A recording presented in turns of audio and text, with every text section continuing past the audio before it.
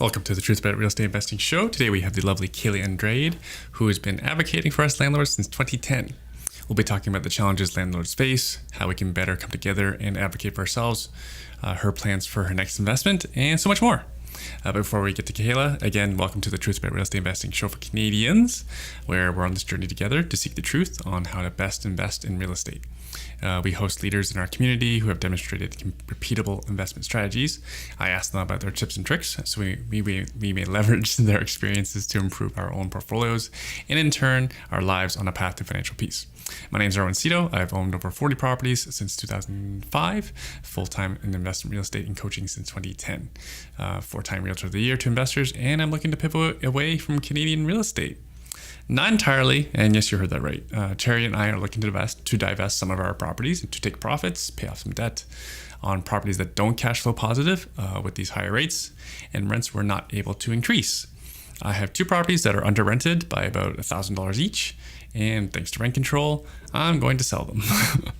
There's about a 95% chance, in my experience, that someone who will buy them, whoever that's going to buy them, will likely move in, and they'll move into one or both units.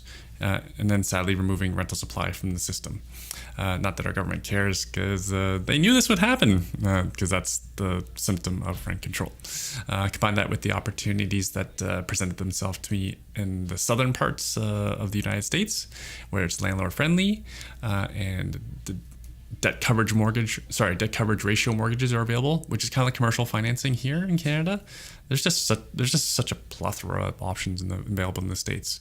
So debt coverage ratio means qualification of the mortgage will be based almost entirely on your down payment, which is minimum 25% down, and the numbers of the property. So if you find a good cash flowing property, you're pretty much guaranteed to get a mortgage. Combine that with a managed service company that I'm currently doing due diligence on. For those new to the Sunbelt, USA states there is no rent control in the good ones, and not all of them. Looking at you, California. There's no landlord tenant board.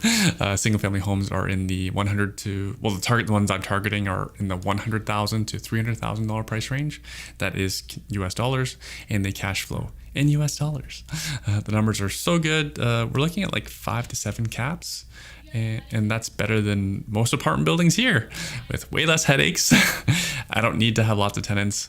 I'm totally okay to make my money passively. And again, I'm throwing myself into the due diligence process. I'm booking myself a trip down south next month. I'll report my findings when I'm back. I have no doubt prices will go up again when the Bank of Canada cuts rates, but I have no doubt that I cannot raise my rents when property taxes are going up anywhere in the 6 to 14% range. And if you think I'm crazy, literally Belleville passed a property tax increase of 5.8% earlier this year, and Hamilton's looking at a 14% increase for next year. Also, the landlord tenant board is effectively broken. I'm left with no option but to figure out how to make real estate investing great again. That's tongue in cheek, folks. You know I'm not political, but I do like to make my investing great. Based on the survey that we sent out, 92% of respondents are interested in a workshop on how to learn, and in general, they're interested in a workshop on how a Canadian can invest in US real estate. In general, you're all interested in learning more about investing in the States in general. So you've spoken, and so we're doing just that. We're going to have more guests on the show to speak to US investing. I just booked a Florida guest for next month. And also on Saturday morning, October 21st, we are offering for the first time ever an investing in the US workshop in partnership with Share SFR and Lend City USA. So we will be covering topics such as that you've been interested in, such as US ownership structures in order to optimize mortgage options while limiting tax and liability, the top areas for investment, including everyone's favorites, Florida, Texas, Nevada, Arizona. Basically, yeah, you're my audience. I'm not surprised. You're very knowledgeable on where the landlord-friendly states are, how you can improve your cash flow, your portfolio, and returns while investing in houses in the United States. And again, we're talking about the $100,000 range, $100,000 to $300,000 range.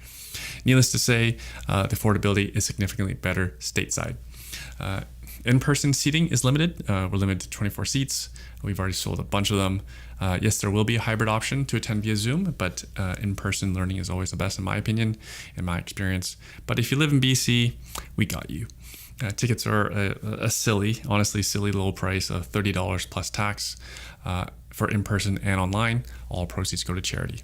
If you're a frustrated Canadian landlord like I am, you owe it to yourself to learn how to make real estate investing great again by investing stateside. Again, this is just education, folks. Because inflation is real, you need to be able to raise your rents, and there's plenty more inflation on the way. Just to clarify again, we're talking about buying property in the States that you own directly and control. You're the only one on title. There's no shares. There's no private lending. None of that sort of that stuff. It's just you owning the house. And again, friends of mine are coming. They're going to be talking about their managed service options. So see you there. iWin tickets can be got. I have a link in the show notes, of course. iWinworkshop.eventbrite.ca. Just go to the show notes. It's easier. And just click on it. Again, $30 plus tax and tip. On to this week's show. We have a longtime friend of ours in Kayla Andrade on the show, president of Ontario Landlord Watch, a grassroots not-for-profit organization. There's almost 10,000 Facebook group members that follow along. Kayla's been advocating for us landlords ever since her local city passed a bylaw that if a tenant doesn't pay their water bill, said debt is applied to the landlord's property tax. Gotta love how landlords are expected to backstop a tenant's debt. Kayla is here to share about her best practices on how we may advocate for our rights, so we may come together to make a healthier rental market here in Ontario for everyone, including the vast majority of tenants who are great. That's my experience. I thankfully don't have any tenants who are holding back on rent. We discuss challenges that we face, how she's pausing the growth of our portfolio, and of course, the always amazing upcoming 5th annual Ontario Landlord Watch Conference on Saturday, October 28th. Doors are at 1 p.m. and dinner is included. I'll be there with many wonderful speakers. I should mention there is no online option because everyone's going to be able to speak unfiltered if there's no recordings and no online option. So doors will be closed. I'll be there along with many wonderful speakers and a certain member of parliament that Kayla announces for the first time on this show. I've got a link to get tickets in the show notes, so grab them while you can. Again, that's Saturday, October 28th, Saturday, October 28th, doors at 1 p.m. My friends from Single Key and Front Lobby will be there too. I hear there's another great tech company that will help people with their landlord forms so that they don't make any mistakes. Please enjoy the show. I present to you Kayla Andrade.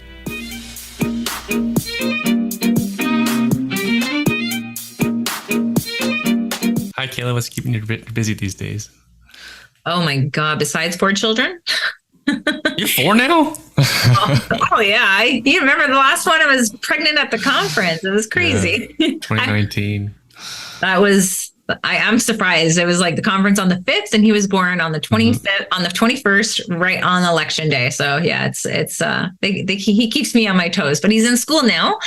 So I am jumping 2 feet in to my advocacy work, even more than what I've been doing now for the last 14 years. So for those who aren't familiar with yourself or Ontario Landlord Watch, let's talk about, let's at least touch on when you started OLW, because you've been doing advocacy work for us for a long time. And actually just was thinking in my head how funny it is. We thought things were tough back in 2019 for landlords. Well, how we were spoiled. We were so wrong. Well, I started off in 2010 with the city of Cambridge when they made the landlords responsible for the tenants' delinquent utility bills. And that was a wide opening experience. It's just trying to understand municipal government, how involved they are in the housing industry, what policies, what bylaws they can make. And we were going back and forth with that for like a good 4 years just on water billing. And then once we had a petition trying to take that matter now to a provincial level, it was a different beast in itself. You have to really get to know the players. You get to know how they introduce policy, what kind of policies they introduce. And so we were bringing that petition to the province, but then more landlords were calling me and like, can you fight the Residential Intendancy Act and the Landlord and Tenant Board? And then we're like, okay, Easy peasy. we got this. I'm like, at that, I never had issues at that time. I've never had issues really as a landlord in over 20 years of being a landlord. So at that time, I just started listening to what they were going through and understanding and learning the RTA. And then obviously having to understand what the landlord tenant board was all about and how they were obviously how they provide access to justice to all parties involved.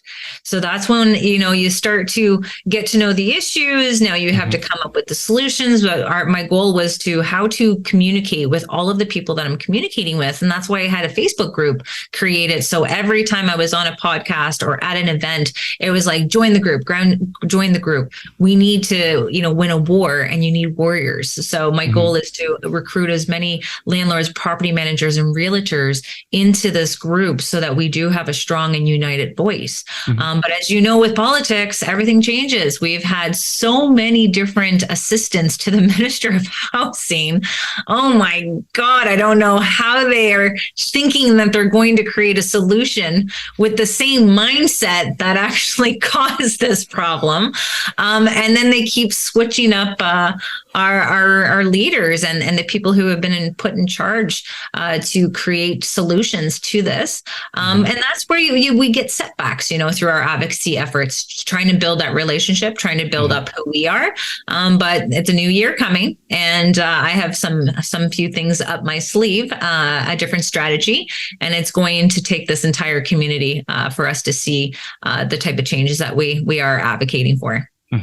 And the problem's even made worse because, like, we were joking how the good old days of 2019, we added like 1 million new people in this country over the last 2 years. So the problem is we had problems then. Now just they're magnified by another 1 million people.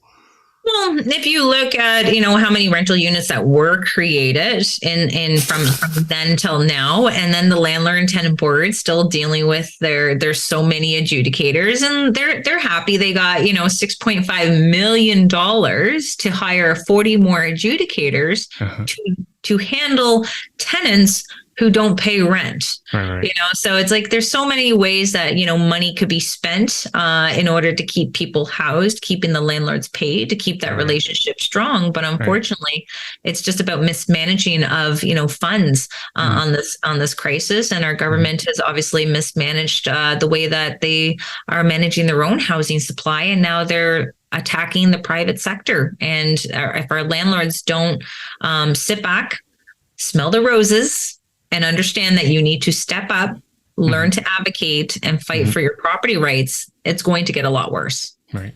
And I would say that the same thing for tenants too. They need to fight for a healthier LTB as well, because people with true issues, not non-payment of rent, they need their hearings heard as well. The tenants in Toronto, they were obviously taking part in rent strikes, so that they, not all of them, but yes. Well, they're starting to collaborate. With Acorn having 140,000 members, their goal was to try to stop AGIs from happening. So they tried to do a rent strike. Sorry, AGI. What's that stand for? Above the guideline rent increase. Right. So these above guideline increases, they were already approved at the landlord tenant board? No, they weren't even approved yet. Okay. So they were just applying for it, just the application. Okay. Yeah, just the application, which could take 3 years to go through the landlord and tenant board. But because the tenants had started a movement for a rent strike and trying to spread that to as many buildings as they could, the landlord and tenant board actually expedited that hearing for the AGI so that the tenants are now fully aware of what there could be expecting as an increase, if any, and help them not, contribute into these tenants still going on not paying rent on that landlord. So they were able to get an expedited hearing to deal with that case. And then the tenants were upset with it because there was an expedited hearing for the AGI. It's like, isn't that it's justice? Like, this is a way for you guys to find out if it's approved, First of all. Two, be told that you need to keep paying your rent no matter what. You don't have to pay the AGI increase until it's been approved, but you need to pay your rent on time. And they were upset that the landlord did get an expedited hearing to have his AGI heard because of the tenants taking part in a rent strike movement. Right.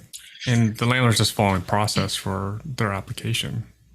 They're just following. It's a tool that they need, and we're lucky to sometimes, especially for these bigger buildings, the aging infrastructure. These AGIs are crucial, especially with a 2.5% rental cap on rental units here in Ontario. So we really need to utilize these AGIs whenever we can, but it's not going to be as good as what people think it is. A friend of mine had a $1.2 million building. They did $200,000 worth of renovation costs. They took away heat and hot water from the tenant's responsibility, and they were approved to a 7.1% increase over 3 years.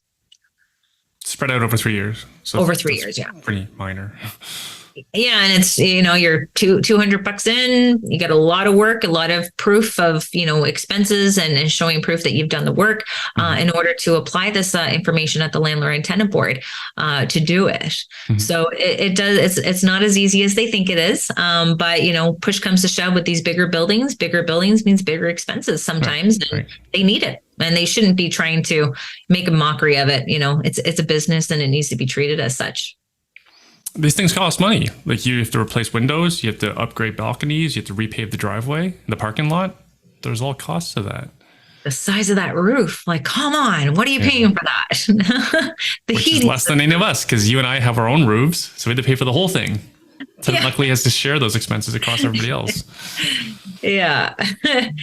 So you get a lot of pushback, and we understand, like, there's not all tenants are poor and not all landlords are rich, and so it's sad to see that we can't try to come together as good tenants and good landlords, trying to come together with creating a fair and balanced housing system. But our main concern is that supply, and if our investors are not helping the government create this supply, is it going to be the taxpayers paying for that supply? And if so, how much is it, and how long is it going to take for them to create that supply? And because everything I read points towards more price appreciation, inflation. I don't know if investors necessarily have the appetite to eat more of the inflation without being able to pass on the costs, since rent's controlled. That's where they're pivoting. They're pivoting now between tenants leaving and staying into the long-term rentals, or are they getting into short-term rentals if allowed? Because obviously they're attacking short-term rentals in many different cities throughout Ontario. And obviously Kayla, Canada. So just for listeners' benefit, you network with how many investors? Everyone who wants to talk with me. So how big is your Facebook group, for example? We're just about 9,600 members. A small community, right? And what are they saying? What are you have your finger on the pulse of 9,600 real estate investors from Ontario? I watch a lot of the groups of what's happening, and I'm seeing an influx of the owners wanting to move out of their own personal unit, their home, and wanting to move into their rental units, just because obviously those expenses have went up on that property, and they have a long-term tenant that obviously is not paying enough to keep up with the expenses. They are selling to save themselves.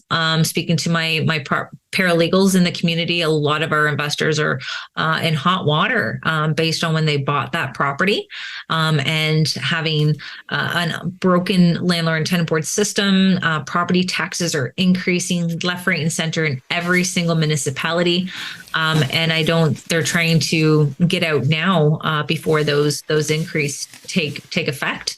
And so we're seeing them wanting to explore other countries and other provinces that are more investor friendly, and you can't blame them. And this is the messaging that we try to give to the elected officials, to be like, you are trying to gain 1.5 million homes before 2031, but you're not calculating the rental units that you're losing because either the landlord is just taking it off the market completely, or they have to branch and getting themselves into different forms of rentals, like the short term, the midterm, or even rooming houses.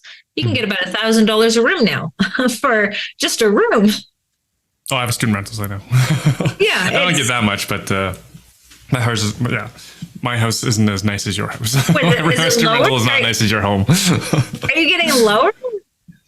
Market for McMaster rentals is around $700 a room, right? That's weird. Like, we have our local shelter who is trying to recruit landlords to take part in their program, and they will give $1,000 per room and worth $1,300 for a 1-bedroom.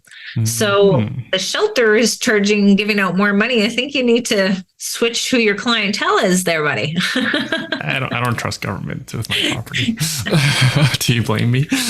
Amen, brother. Amen.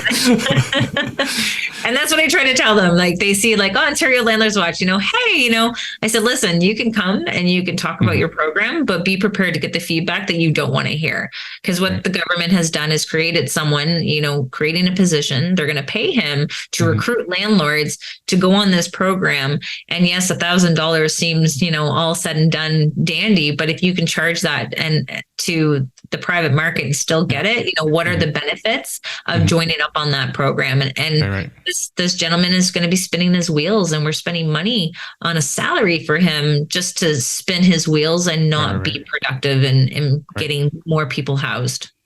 I just want to finish my point why I don't trust government with my property. It's not that I don't trust them. I just trust that I have my students, I have their parents guarantee rent and damages, right? If it's government, I don't know how long it's going to be for me to get my damages back. You are looking at not just on students. People are looking for a guarantor. It's a way for them to strengthen their application with, hey, my credit score is like 600. It's not crazy good, but if I come with a guarantor, does that strengthen my application? So more and more landlords are calling upon that, because now you can go after potentially 2 people in order to get any type of arrears, because inflation and the cost of living has gotten so high. What is that bill that's going to be not paid first? So that's why you have to be prepared, and you have to learn how to work many different strategies and to make sure that the rent is getting paid on time, so that you don't go underneath water and then the property suffers with that. So I asked you before we were recording, what is your plans with your own portfolio? Expanding, shrinking? I'm going to utilize what I have. So like, I have a 5-plex, 6-plex, 2 triplexes, plus my single family home. I have a basement. So I'm going to start doing some infill, maybe just so my triplex, I'm going to try to get a 4th unit created there. And then we have 1 unit that needs some renovations for the bathrooms and things like that. So maybe the time could be where we, flatten it and rebuild on that in particular property, because we love our no rent control on new builds. For as long as that lasts. Yeah. I said that as soon as that policy came out, I'm like, oh, thank you. And flick of a pen, you could put rent control on that. No problem, guys. But I'm like, I don't think a lot of people were biting to it anyway, so it wasn't too bad. And then obviously just looking outside of the country, I might just rent out my house as a rooming house and take off to Dominican or up north and live in the bush. Anything right now. You have to keep all your options open, because we have an election to prepare for. Yay. And just to share, now. Just to share my own experience is because we work with investors all the time. We have several properties for sale that are tenanted, and there isn't much demand for it. The demand seems to be currently for properties that are owner occupied or vacant, right? And even we have listings where the rates are current, but yeah, again, investor appetite's not there. It could just be rates, it could be seasonality, but what your sentiment seems to be consistent. So I think our elected leaders need to understand that, and also whoever buys our income properties, typically they're moving in. Yeah. Right? So then rentals are being erased from the rental market.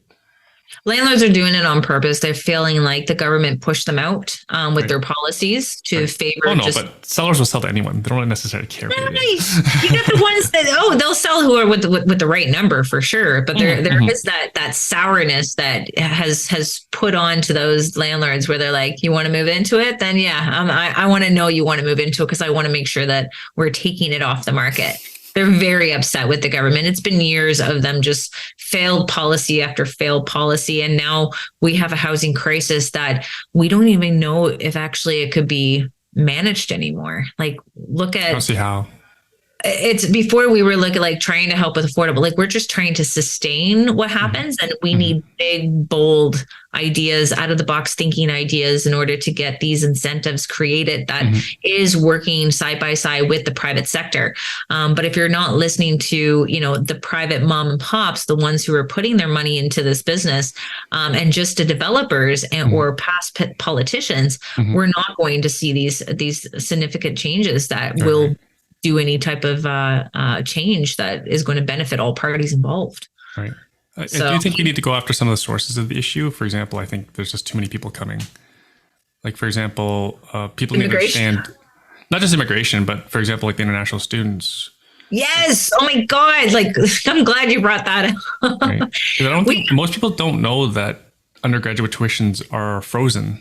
The tuition prices are frozen and have been for quite a few years. Hence, colleges and universities are forced to recruit internationally. and And they're that's why we have so many of them here. 40% of their enrollment fees is from international students. Right. And for international students coming over, and they're going to be paying more. And I believe I was speaking with one of my landlords that the schools used to talk about, oh, we need money. Back in 2015, they were just hurting for the money because a lot of the people weren't going to school. And now all of a sudden we have way too many students that are coming in, and they're on their college and university websites stating that residency is actually the private sector is more affordable than staying into residency. And so really encouraging people who are enrolling in that school to go into the private sector. Meanwhile, we're tapped out for supply, and they continue to keep bringing more and more students over into the country, which is Right. obviously just putting so much pressure on the housing supply as it is, Right, not right. including the war happening and people coming over to For the proper reasons. and then they want to go back. Reasons. They're Yeah, going they wanna back go to back. Ukraine. They're going back to Ukraine because they can't find housing here in the KWC area. Yeah, yeah. Like, they have multiple different levels of government handling each sector, but each sector still ropes around that concept of housing. So if you have someone in charge of immigration, and they just think that the people coming here for immigration is going to help us build more units, they're sadly mistaken. So we do have to put they need a cap. They need a cap, but the schools they're bringing in billions in revenue, and they're passing, they get to get the profits, and they're passing their that type of service now to the private sector. Just like same thing with government. There's 855,000 people in Ontario on social assistance, and they don't have near that amount for social housing. So they're passing the need for housing to the private sector as well. So, and the private sector is yelling at them saying, hey, we can't handle this landlord and tenant board. We can't deal with the broken RTA. We can't handle these bylaws and these policies and the landlord licensing and the restrictions and the property taxes. You guys they're backing the private sector into a corner, and we had to figure out why. So that's part of like why I was calling for Steve Clark to step down. We had the Greenbelt working with calling it for his resignation. I was calling it for the concept. His policies were very much promoting the developer and trying to get the small landlords out of the business, or the small housing providers, private housing providers, and backing them out of the industry. So, but he's gone. I'm hopeful on the new one. It's an impossible job. Like, how can any country anywhere or accept the number of newcomers that we do? Right? Well, did you ever see the Americans doing as much as we do in terms of accepting new people? Well, And just to clarify something as well, like University of Guelph, there's an article on them just pretty recently how they are still struggling to make budget, right? yeah. I'm going to guess that they're a little bit more on the ethical side. They didn't just accept anyone. So they probably didn't get to their 40% international students in order to make budget.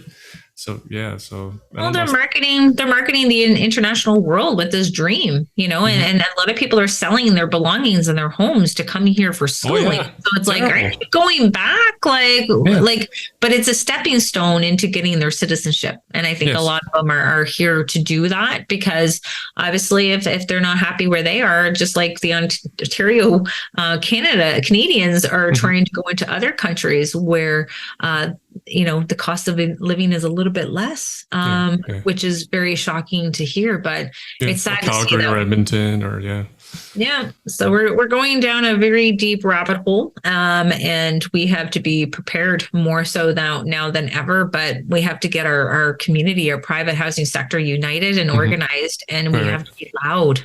So speaking about being loud and uniting, tell me about the LLW conference. Is that what it's called? Ontario Landlord Watch Conference? Yeah. So we got the Ontario Landlords Watch Private Housing Sector Conference. It's going to be on October 28th in Cambridge, Ontario at the Armenian Club. Or the center. It's almost like a wedding. So we have I tease you about that because I know how much work you put into these things. It's like organizing a wedding, isn't it? It's a wedding. We got a 3-tiered cake that's sponsored by Athena Property Management. We have our centerpieces at the table. We even got our little, the little things that you get at the at your weddings, like a little favor, a wedding favor. Yeah. We even have one of those. Okay, what is it though? And instead, I can't tell you. Okay, no. Okay. Don't. I'm really bad at keeping secrets. Don't tell me. Then we're going to be having our guest speakers. We have a good 10 of our speakers who I've been working with throughout the years, just really harming in what needs to be done, what needs to be said for the education portion to help our landlords with this troubling time. And the key is going to be tenant screening, preparing them what changes are happening on the provincial level with Bill 97 that's already been passed. We did put our 2 cents in, which we see are mandatory rental payments, a part of Bill 97. So we're going to highlight that at the conference to talk about what that is and what landlords need to do when it comes down to that change.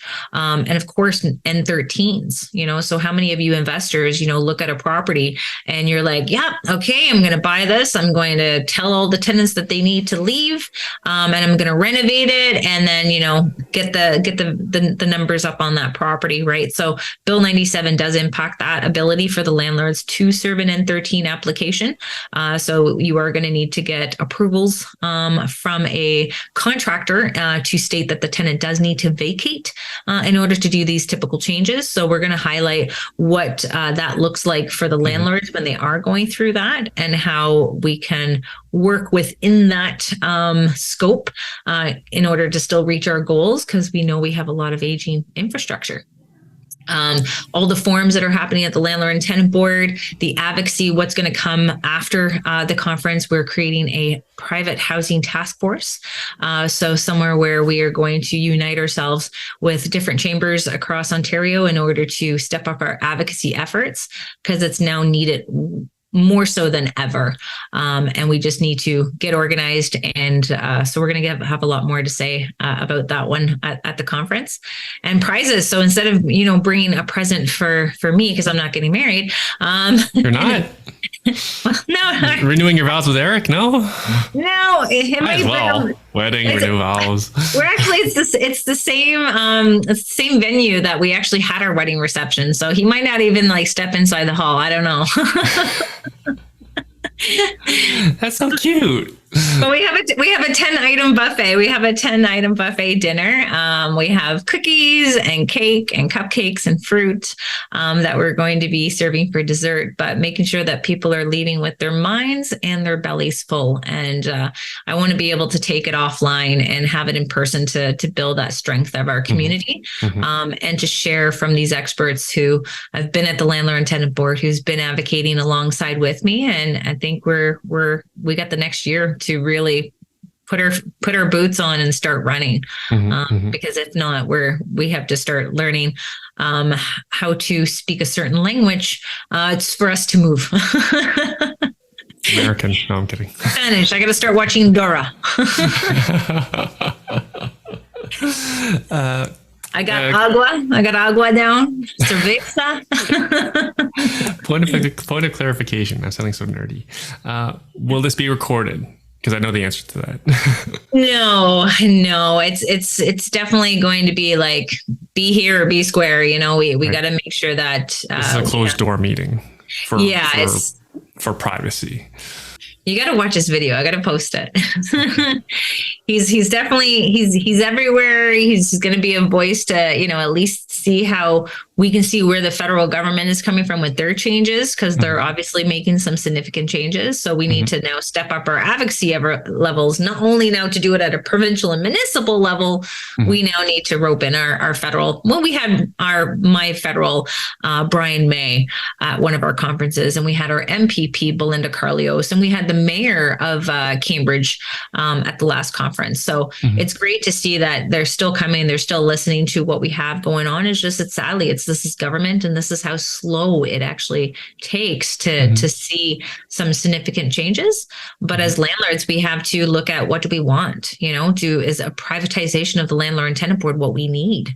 And will that help landlords, be more willing to get back into the business, knowing that they have someone that they can hold accountable for not giving the proper service of standard service that we expect with the current landlord and tenant board.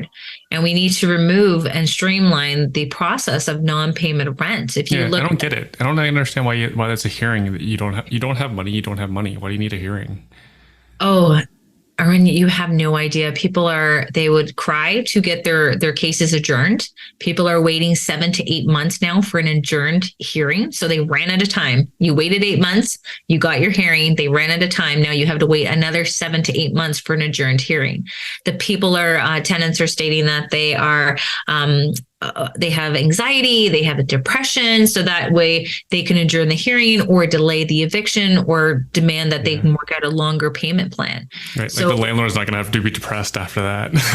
Well, they're asking, because before I rate this order, is there any children in the home? And I'm like, what does that have to do with anything? Like, you need to issue the order based on the rule of law, and there's no consistency with it at the landlord and tenant board. So hopefully we can, show them that there is a better way of streamlining the non-payment of rent application, especially with Bill 97 and that mandatory rent payment plan that they're forcing down everyone's throat through COVID. But then that kind of went away, and now they needed to kind of put it into the act. And that's why we have to learn how to work within that system and the different programs, the different government programs that are out there for tenants who are in hardship situations. Yes, it's taxpayers' money, but at the same time, it's cheaper to keep people in their homes than to have them on the street. So we want to utilize those programs for these tenants. If they are good tenants and you want to keep them, start knowing about these different programs that can help them. Yeah, I actually saw a report. I forget what city. It might have been Hamilton, where academics from the university were saying how it's because there's so much supply has been lost from the low income area, like under $700. Like the politicians think, we just build more, but the academics are like, that could take forever and it's really expensive. You're talking about $500,000 a unit, or we can just give the tenants money so they can afford market rents. And they have that now with the portable housing benefit, but this is the catch. So if you have a tenant that's waiting for government housing, that waiting list in the region of Waterloo is 12 years. So it's coming down too, right? You know why that list is coming down? That list is coming down because they're offering the people waiting on the housing list a $350 portable housing benefit to remove their name off of the government housing waiting list. So it makes it look like they're chipping away at that list, and it's not so much 12 years anymore. It's going down a year. It's flabbergasting. And you know what? Sometimes if you look at who's in government housing, they don't need to put, like, that should be used for people with more complex needs, I think. And everyone else just needs that little bit of a buffer, but you can't give it to, like, you need to give them a hand up. You can't be giving them a hand out, because then no one wants to do anything for themselves. They don't want to work if it's just going to be keep giving it to them, right? It's crazy. The whole comment about like not wanting to work, like there's so many jobs for tradespeople. Yeah, and then they look at how much they're being taxed. There's a gentleman that was new to Canada, and he literally quit working because he's seen how much he was taxed. Did he go home after that? Yeah, and then he went home. I don't know, man. I think we need a comedy show like this. This needs to be a definitely a reality TV show. So something will your like advocacy group, will your advocacy group help us with our property taxes? Yeah. Actually, everyone in the city should rise up, because we're all affected, and ain't just the landlords.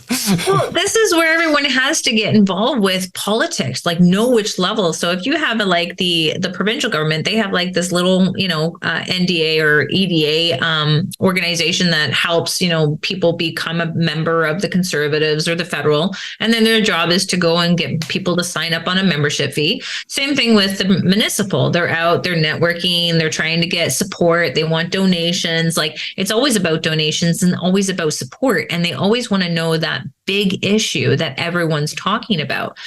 Housing is obviously the big issue, but we have to start holding these elected officials accountable. And if you look online, like, our normal way of doing things was, tag them in it or comment on their post. A lot of our elected officials, especially on the housing, they've literally turned off commenting on their posts because it's very negative, with Doug Ford saying that we're going to have affordable houses under $500,000. We're like, is this the Bucket Bear thing again? Like, come on, that doesn't work. Yeah, it's not going to work. Who's going to build it?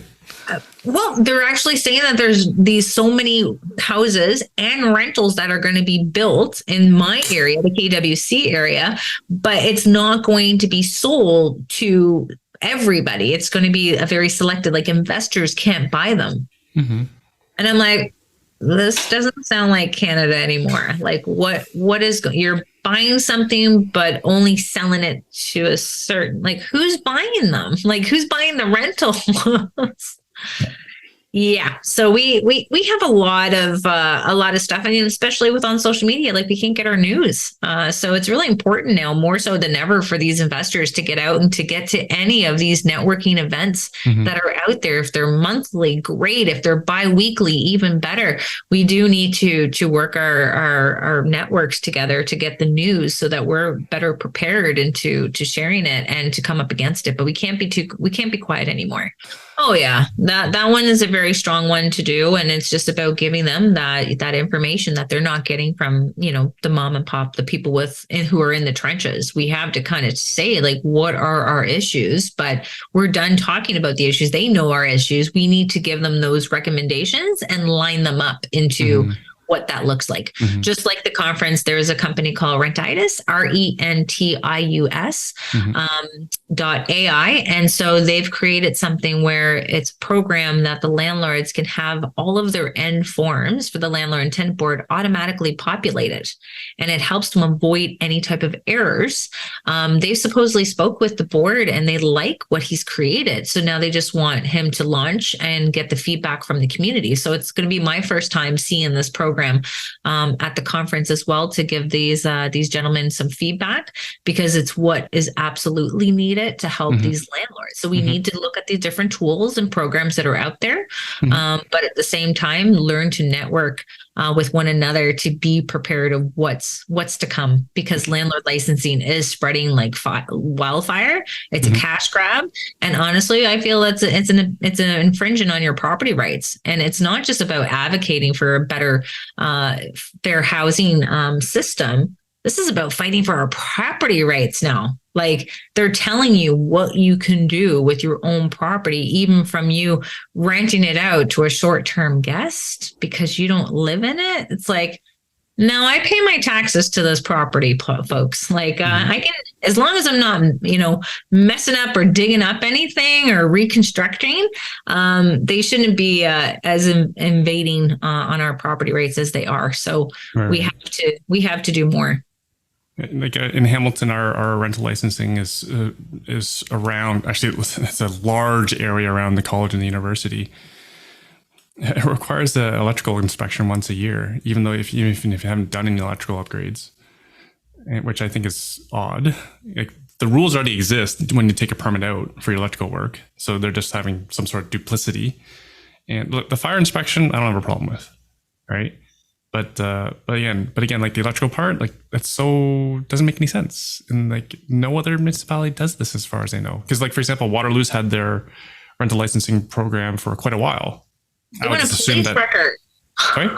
You gotta get a police record. You gotta get a police check. I don't think we have to do an hour, so at least not yet. But the electrical side of things, it's about creating that business for an electrical company to come in and do that kind of check, right? And if there's not having any concerns, I can see the safety issue. But when you have property standards that a tenant can call and you've advertised on your website, are you having any maintenance issue? Did your landlord not salt or snow shovel your driveway? Is your heat not at this temperature? Call property standards. They already do that marketing, because if the landlord doesn't do it, they'll come in to do it and they'll put it to your property taxes. It's almost like a business. A lot of these cities are struggling to bring in the money, and their job, these staff members, their job is to look for ways to bring more money to the city. And this is now a way for them to utilize, again, the private sector to gain more money for them to go and mismanage it. They just had to tap into our reserves in Cambridge to build a soccer field.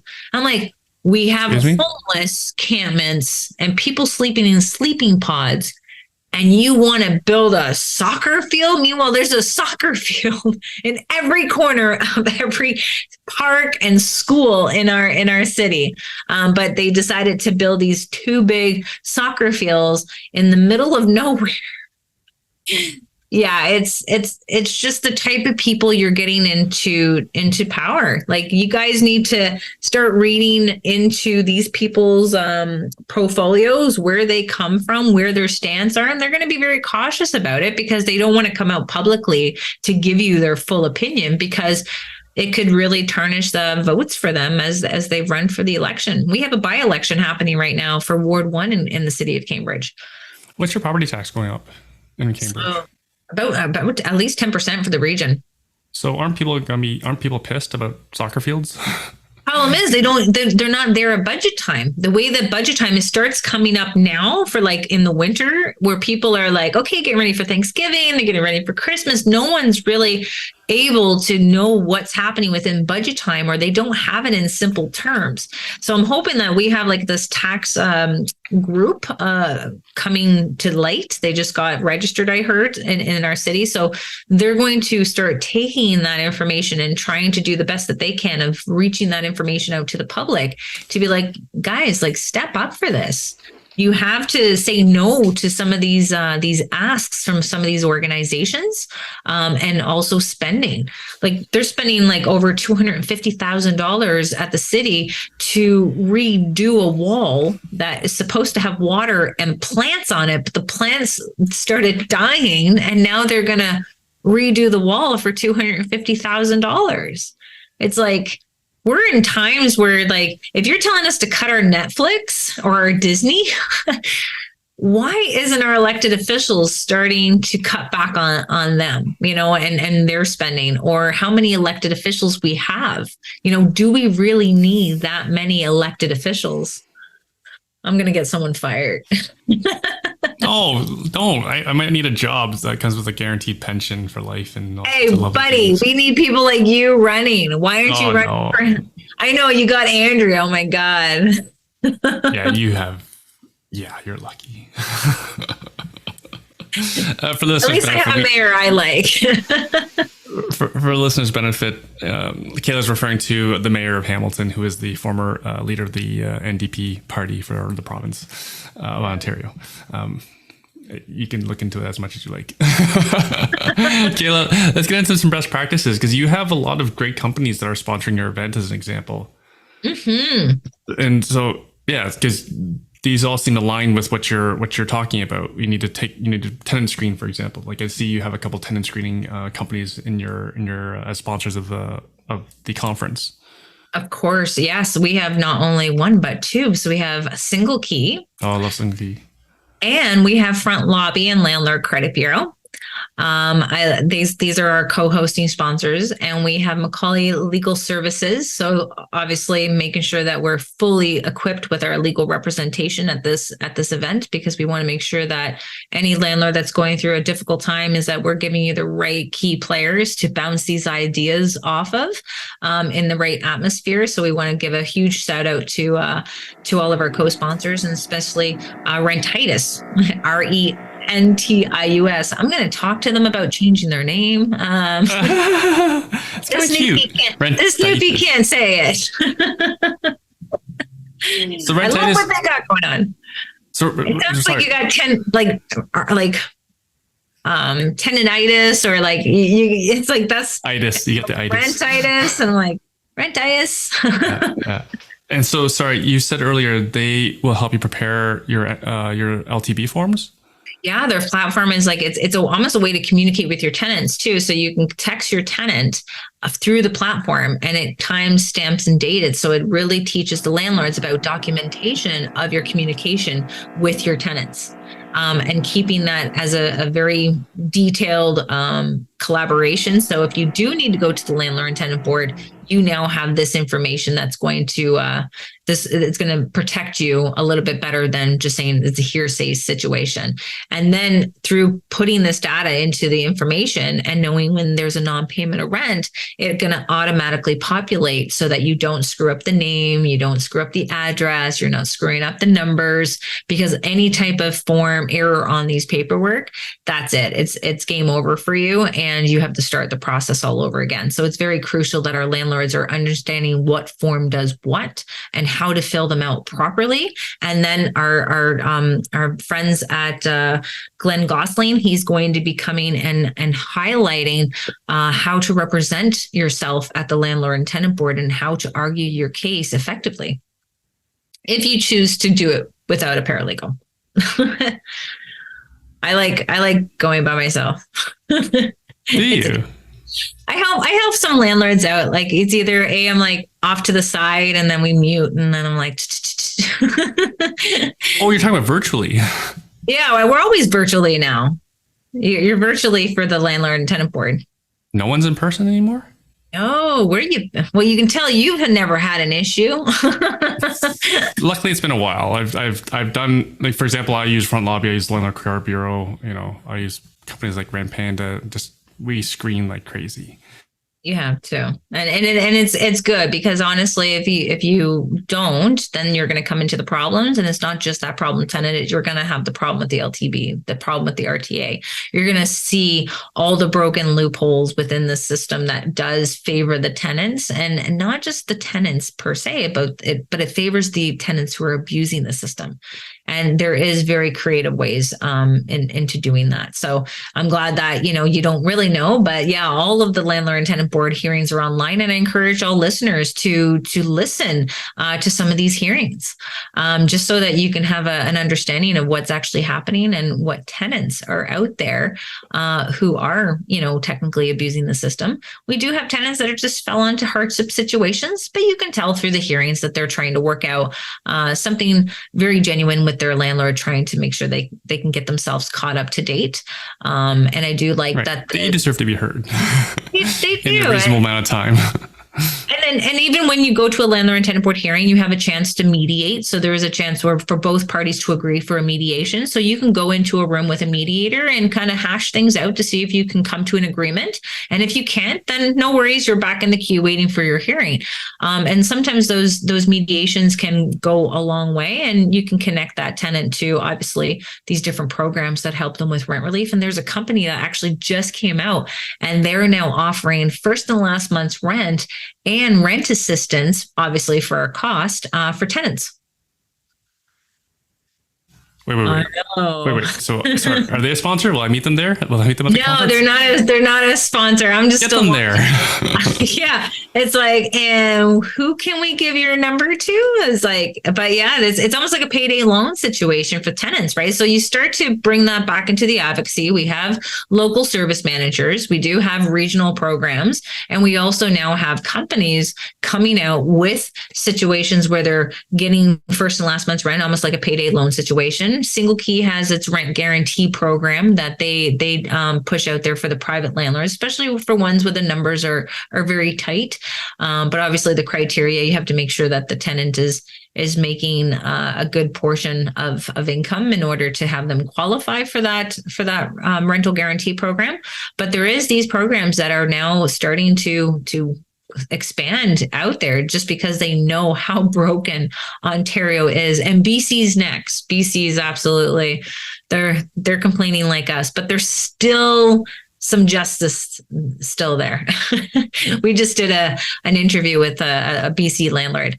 They have just as much of the craziness, but it took her 4 months. They had a lot more steps to go through, but it still only took them 4 months to get an eviction.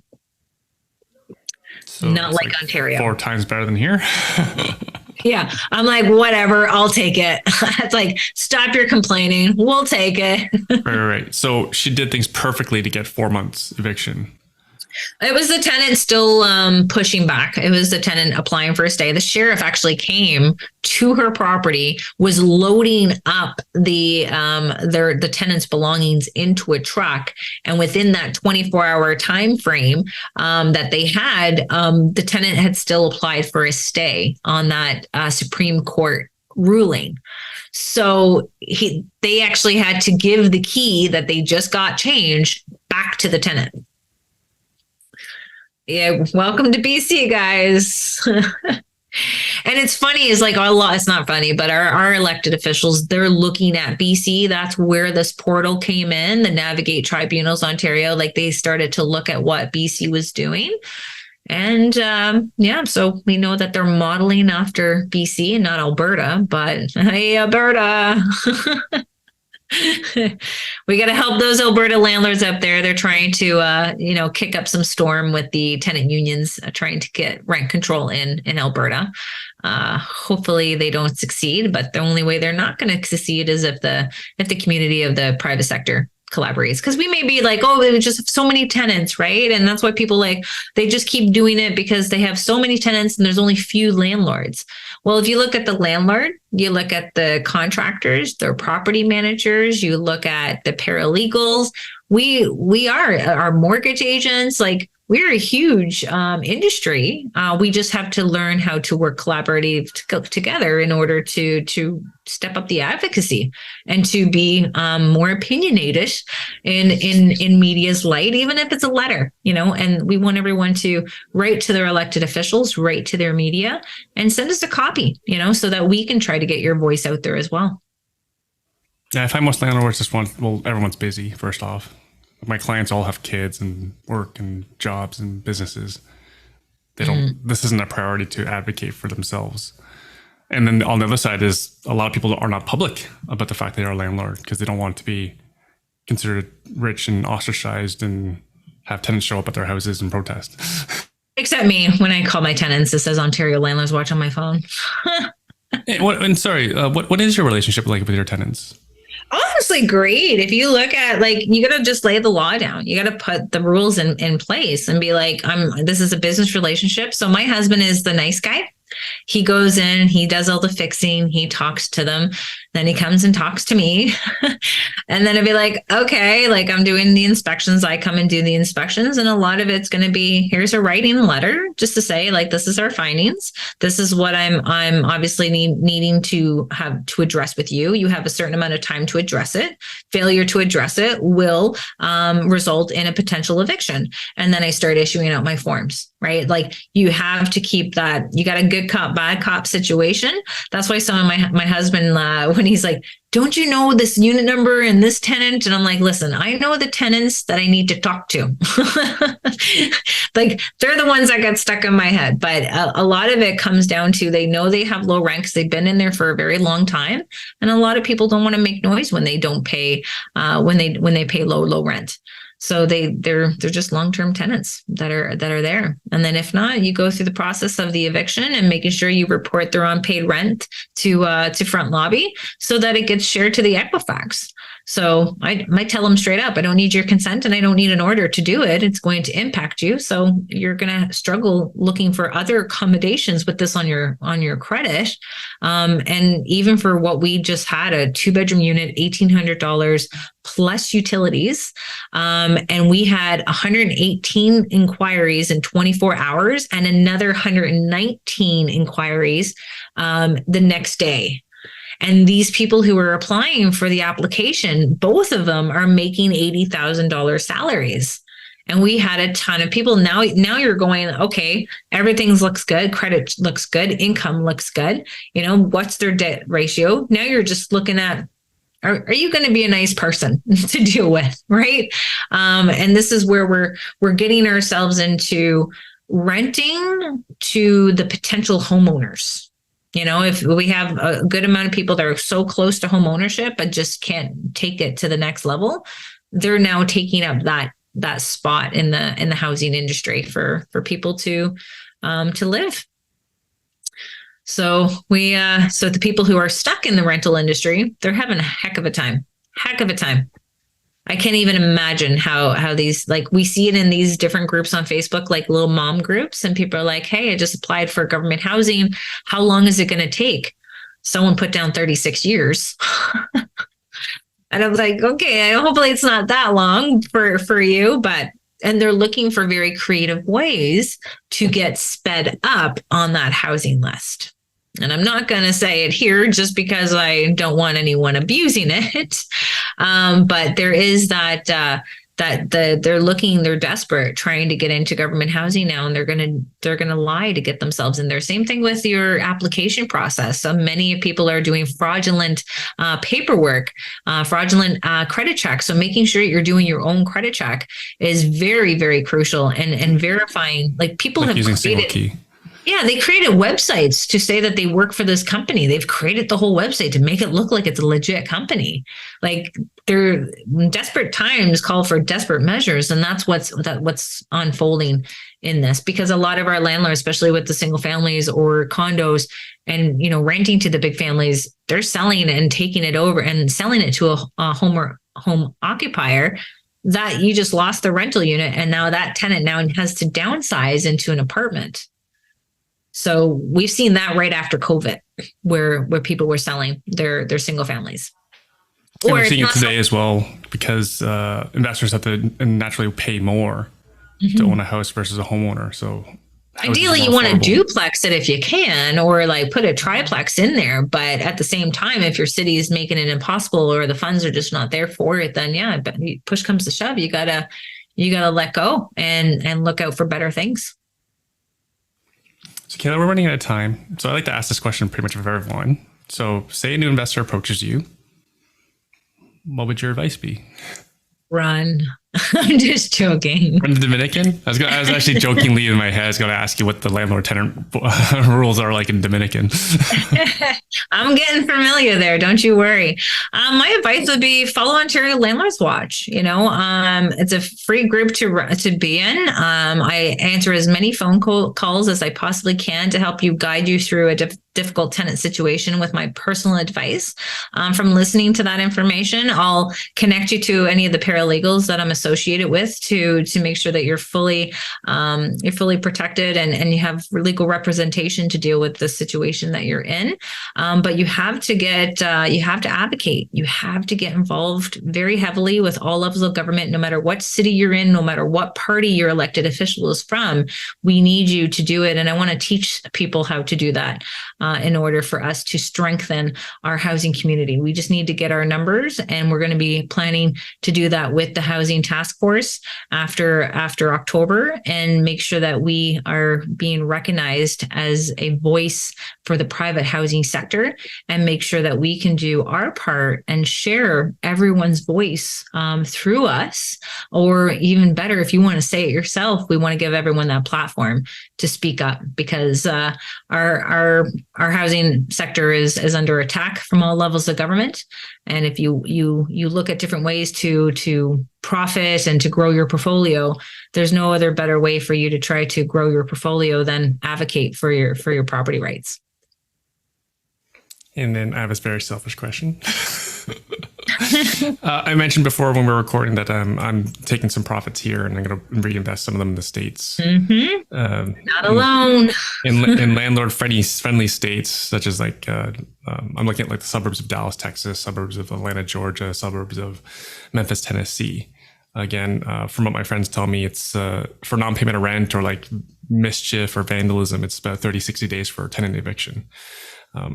What are your thoughts on investing in south of the border in landlord friendly locations?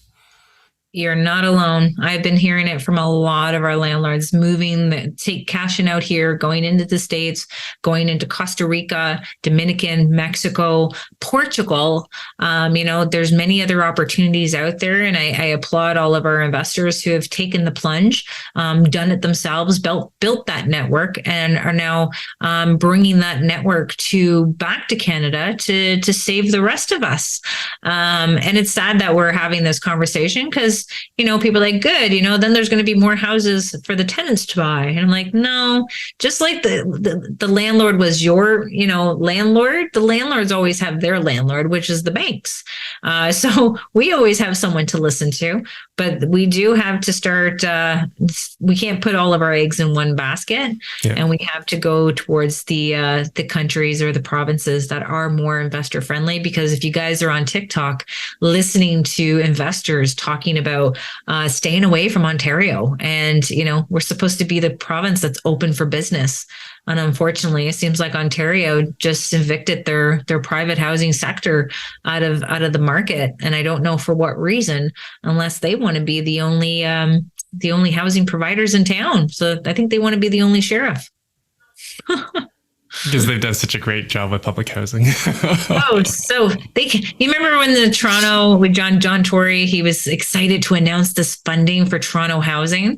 And it was like, oh, this is for fixing Toronto housing. They can't afford to build, manage, maintain, and subsidize government housing. Taxpayers can't. It doesn't make sense. We're asking just for, okay, we wanted you to make sure our tenants have money to pay us, and we will build it, we will manage it, we will maintain it. You just need to make sure that you're subsidizing these tenants without putting us on that fine print contract. But there is obviously that need where they're trying to create incentives. They're just not quite getting it. It's almost like they're trying to build something, and they're supposed to be using tools. But they got the kids' plastic tools going on. Like it's not working for them. It's just too hard, right? Like the NIMBYs are very vocal already against developers. Imagine it was subsidized government housing, how the NIMBYs would rise up. But at the same time, it's like, do you like the encampments? Do you like the tents behind your house? Do you like sleeping pods? No, they say no to all of it. There's no in between. There's no in the middle. There's no negotiation. There's no mediation. It's just no, all of it. All of it, no. Too many people in my backyard. So no, just too much traffic. Have you seen the traffic on my street already? It's like, okay. But we do have to get that sprawl, I think. Like if you look up in northern Ontario, like there's so much potential that's still there, but people are staying huddled into the Greater Toronto Area, Southern Ontario. But it's going to be a change, and I think that change is going to be depending on who our next government's going to be from all different levels. But everyone needs to be alert. This is our warning sign. You will not see this on the news, on social media. Pay attention to your elected officials. We need people who are experienced into dealing with this industry, and we need to call them out and tell them that they're not experienced into dealing with it. That's why they keep traveling to different municipalities to like, oh, we're in the city of Cambridge, we're in the city of Hamilton, we're here to talk about how we're going to meet our goal of 1.5 million homes. With who? The other level of government? Like, come on, guys. Like, I don't know what this incentive is for these municipal governments to incentivize government. Like, they're not building it. The private ones are doing it. It's comical, but hey, it's great for them just to ride on the coattails of it, just so that they can keep getting reelected. But once, I think this is the time, this election, it's going to be really, really bad for them, because look at the mess that's been created. And I don't think they're going to be able to find that immediate solution that people want to hear, because they're crying, talking about how they got to leave Canada because things have gotten way too costly for them. Kayla, one last time, where can people learn about? Let's drink. Yeah. Where can you find me? Where can we find you? Where can we find OLW? Where can we find out about your conference?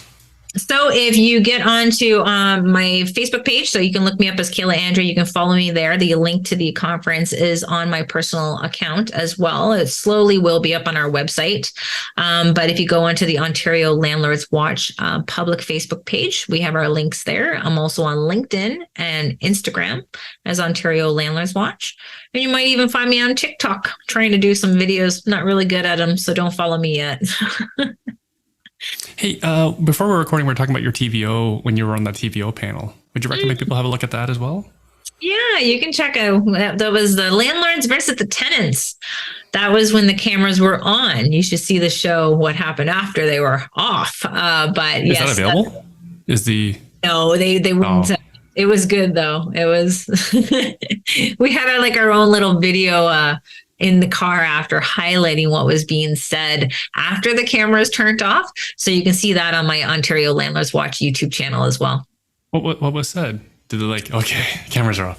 Oh yeah, we're all screwed. I'm this is a symptom of rent control. Like, we need to get that 2.5 cap completely dismissed.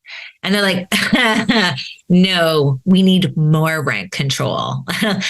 Rent control in between tenancies. And I'm like, are you kidding me? That would be the death of all rentals in Ontario if they put rent. There'll never be another purpose-built rental built by private industry. Never. People would get everyone out, and they would try to put them in a spot where they'd be renting and sharing accommodations, so it's not underneath the RTA. There's going to be, people will rent their units as storage units, for God's sakes. Like, they'll learn how to pivot for what they work with if they can't sell it. But they obviously, I'm seeing more groups postings about people selling their 9-plex and their triplexes now. Like, that's something that I never saw before, where people were literally posting their rental units in the group. So we've created, obviously, Ontario OLW properties for sale and rent group. It's like a marketplace, Yeah, just so that people can, offload what they're selling there. But we're seeing more people selling their properties now. And they're probably doing it because I'm done, I'm getting out of the industry, or I made it. But we have that older population too that's fed up with it, with the increases. And a lot of people made a lot of money. And they made their money, and now they're ready to cash out before they lose it, or they're going with the same mindset as you, like, let's go and get ourselves into another country or class. So it's sad to see it happening. We warned our elected officials it was coming, and I don't know if they're going to have to do something very drastic now to stop those investors from continuing to do it, or to come back to the market. But once your money is gone and invested into another place like that, it's going to take a bit to try to get us back to a place that has no supply and no developers who actually want to build. So we'll see how this goes, but we're going to highlight what our government has done wrong, right? You show them that what you've done for your own housing stock, and now you're, starting to attack the private sector. It's just going to end very badly for everyone involved. And we do want to look for a fair and balanced housing system to all parties involved: the landlord, the tenants, and the taxpayers. Because I know our taxpayers are not getting a fair shake for their taxes, and I don't think we can afford any more increases for the mismanagement of our money. We'll leave it there. Kayla, thanks so much for doing this. Oh, thanks so much. I can't thank you enough for having me on. I love the invitations and seeing you. And Cherry, tell her I said hi as well. We got to do it like a duo. We got to get both of you guys on there. Oh, you got to divide and conquer. We're so busy. Yeah. That's why my husband, he's just like, okay, I'm going to go deal with the rentals. You're going to go and deal with the children. I'm like, can we switch? But thanks so much for doing what you're doing and bringing the information and the education to your listeners. And I want to thank everyone for listening to what I had to say, for my personal advice, and just know that I'm doing whatever I can to fight back and to advocate for our property rights and to hold us on as housing providers and strengthen that voice. Yeah, on behalf of me, my 17 listeners, we thank you for your advocacy and your service. Thank you so much. Thank you for watching. If you want to learn how to invest in real estate from scratch, my team teaches beginners how to use the #1 investment strategy that I personally use in a virtual free training class every month. Go to investortraining.ca/YouTube to register for our next class. The link's also in the description as well. I publish at least 2 to 3 videos a week here, so subscribe if you want to keep learning from seasoned investors like myself and my guests. And if you're just starting out, feel free to ask questions and comment below, and I do the best to answer each of those comments and questions myself. Again, if you're ready to learn the nitty-gritty about real estate investing from a professional investor, register for our next virtual class. That's at investortraining.ca/YouTube. Thanks again for watching. See you in the next video.